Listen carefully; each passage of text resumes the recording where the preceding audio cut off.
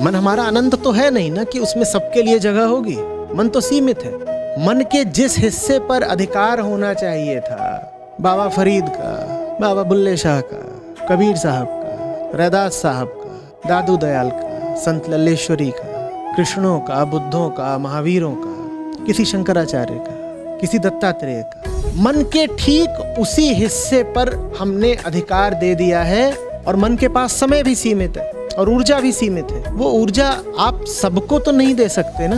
एक को देंगे तो दूसरे से छीन कर ही देंगे। यूं ही किसी चलते फिरते को दे दी तो जो उच्चतम कोटि के थे उनसे छीन कर ही दी होगी जगह आपने। सावधान रहे।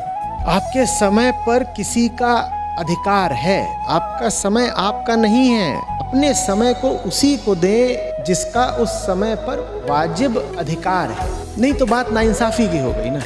मन हमारा अनंत तो है नहीं ना कि उसमें सबके लिए जगह होगी। मन तो सीमित है। मन के जिस हिस्से पर अधिकार होना चाहिए था, बाबा फरीद का, बाबा बुल्ले शाह का, कबीर साहब का, रैदास साहब का, दादू दयाल का, संत लल्लेश्वरी का, कृष्णों का, बुद्धों का, महावीरों का, किसी शंकराचार्य का, किसी दत्तात्रेय का, मन के ठीक उसी हिस्से पर हमने अधिकार दे दिया है। और मन के पास समय भी सीमित है और ऊर्जा भी सीमित है। वो ऊर्जा आप सबको तो नहीं दे सकते ना।